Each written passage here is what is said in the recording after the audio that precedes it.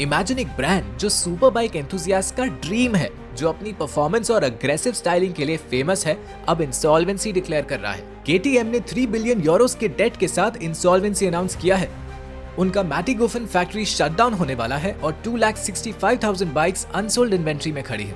लेकिन सवाल ये है, क्या ये एंड है केटीएम का या एक न्यू बिगिनिंग?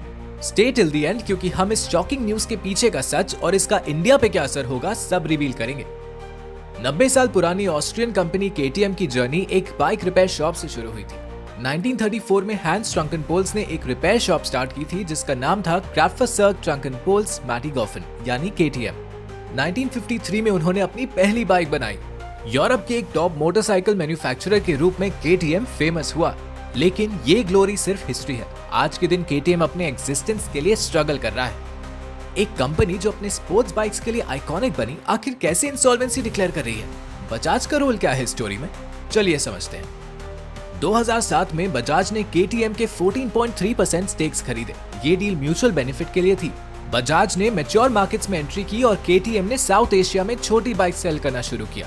2013 तक बजाज के पास 48% केटीएम शेयर्स थे, लेकिन 2021 में बजाज ने अपने केटीएम शेयर्स पियरर ग्रुप को दे दिए। बजाज और केटीएम का पार्टनरशिप शिफ्ट हो गया, तभी से केटीएम स्ट्रगल्स में है। क्या बजाज के विथड्रॉल के बाद केटीएम के प्रॉब्लम्स शुरू हुए या इंटरनल मैनेजमेंट इश्यूज ने ये सिचुएशन क्रिएट की? तो केटीएम के स्ट्रगल्स का असली कारण क्या है? एक वर्ड, इन्वेंट्री। केटीएम के पास 2,65,000 अनसोल्ड बाइक्स हैं, जो उनकी एक साल की प्रोडक्शन के बराबर है। डिमांड ड्रॉप होने के बाद भी उन्होंने प्रोडक्शन स्लो नहीं किया। Result, liquidity requirement 440 million Euros तक बढ़ गई और टोटल डेट 3 बिलियन यूरोस तक पहुंच गया। बैंक लोन्स काफी अनसिक्योर्ड हैं और सैलरीज और सप्लायर्स के ड्यूज 400 मिलियन प्लस यूरोस तक पहुंच गए। इंसॉल्वेंसी एडमिनिस्ट्रेटर ने कहा कि ये सब मैनेजमेंट की गलती है। डिमांड ड्रॉप होने के सिग्नल्स 2023 में ही थे, लेकिन प्रोडक्शन रेट्स अनचेंज्ड रहे। अब सवाल यह है, केटीएम की डिमांड क्यों गिर रही है? ग्लोबल डाउनफॉल इन टू व्हीलर मार्केट। कोविड के बाद से ग्लोबल टू व्हीलर सेल्स में डिक्लाइन देखा गया है। Lack of innovation. केटीएम ने नए सेगमेंट्स में एंट्री नहीं की। स्मॉल कैपेसिटी बाइक्स में इनोवेशन की कमी है। Reliability concerns.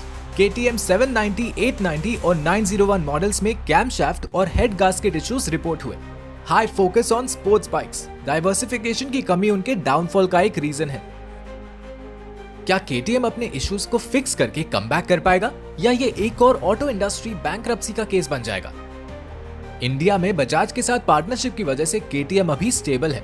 बजाज ने क्लैरिफाई किया कि इंडिया ऑपरेशंस को अभी तक ऑस्ट्रिया की इंसॉल्वेंसी का असर नहीं पड़ा है।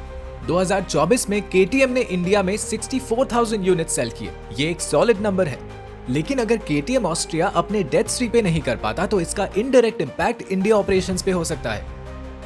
केटीएम का फ्यूचर अभी अनसर्टेन है, लेकिन रिपोर्ट्स के मुताबिक कुछ इन्वेस्टर्स ने केटीएम को 7 मिलियन यूरोस का बेल आउट ऑफर किया है। अगर केटीएम अपने अनसोल्ड इन्वेंट्री को क्लियर कर लेता है और कॉस्ट कटिंग स्ट्रैटेजीज इंप्लीमेंट करता है तो एक रिकवरी पॉसिबल है।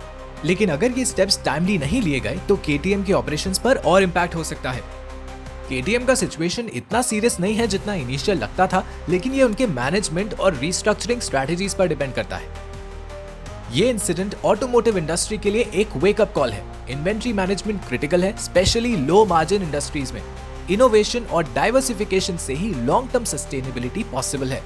रिलायबल प्रोडक्ट्स और स्ट्रॉन्ग कस्टमर ट्रस्ट बिल्ड करना सबसे जरूरी है। तो आपका क्या ओपिनियन है केटीएम के फ्यूचर पर? क्या ये एक और ऑटो कंपनी बैंकरप्सी का केस होगा या एक सक्सेसफुल टर्न अराउंड स्टोरी? अपने थॉट्स हमें कमेंट्स में जरूर बताएं। अगर आपको ऑटोमोटिव इंडस्ट्री इनसाइट्स पसंद है तो लाइक करें, सब्सक्राइब करें और विजिट करें maxabout.com/news के लिए। मिलते हैं अगली वीडियो में। Ride safe, stay informed.